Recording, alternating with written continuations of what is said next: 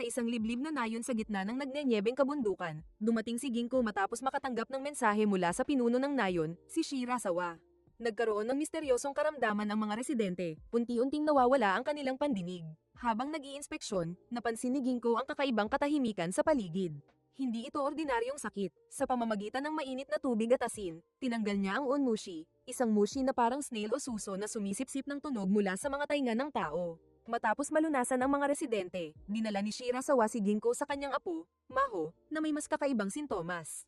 Sa halip na mawalan ng pandinig, patuloy siyang nakaririnig ng isang nakakabinging ingay, hindi ito napipigilan kahit takpan niya ang kanyang mga tainga. Ngunit isang araw, lihim na narinig ni Nagi, hindi ito gawa ng onmushi, isa itong mas bihirang nilalang, ang amushi. Habang sinusuri si Maho, isinalaysay ni Ginko ang isang madilim na alamat na kung sino mang mahawahan ng amushi ay walang lunas, at kapag natapos ang taglamig, tuluyan silang mamamatay. Sa pamamagitan ng isang espesyal na usok, pansamantalang pinahina ni Ginko ang tunog sa paligid.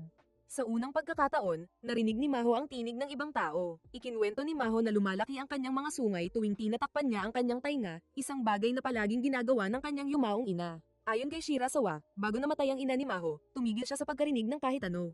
Kinabukasan, habang naglalakad sa nyebe, biglang nawala si Maho.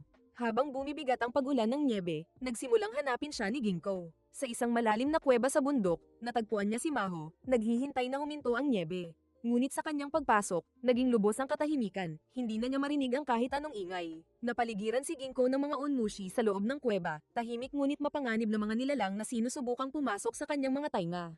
Upang mapigilan ito, hinayaan niyang pumasok ang isang amushi sa kanyang tainga. Sa sandaling iyon, isang malakas na ugong ang pumuno sa kanyang isipan. Inutusan ni Ginko si Maho na ilagay ang kanyang mga kamay sa kanyang tainga. Sa isang iglap, sumabog ang amushi mula sa kanyang ulo, natahimik si Maho, hindi dahil sa kawalan ng tunog, kundi dahil sa unang pagkakataon, wala na siyang naririnig na ingay na hindi niya maunawaan. Matapos ang insidente, ipinaliwanag ni Ginko na hindi sinusubukan ng ina ni Maho na pigilan ang tunog sa pamamagitan ng pagtatakip ng tainga. Sa halip, sinusubukan niyang pakinggan ang tunog ng sariling katawan, isang paraan upang mapuksa ang amushi. Dahil ang amushi ay isang parasite, hindi nito kayang tiisin ang ingay mula mismo sa loob ng katawan ng host. Kung hindi ito tuluyang maalis, pwedeng kusa itong madudurog o manghihina ang host hanggang sa mamatay. Sinubukan ni Maho ang paraan ng kanyang ina, tinalasan niya ang pandinig upang marinig ang ingay ng kanyang sariling katawan. Sa sandaling iyon, nawasak ang amushi sa loob niya, at nalagas ang kanyang mga sungay. Bilang bayad sa kanyang serbisyo, kinuha ni Ginko ang mga nalagas na sungay ni Maho. Ngunit sa halip na kunin lahat, dalawa ang iniwan niya, isang paalala ng kanilang pinagdaanan. Habang lumalayo si Ginko, unti-unting bumalik ang tunog sa nayon. Sa wakas, hindi na nakakahon sa katahimikan si Maho.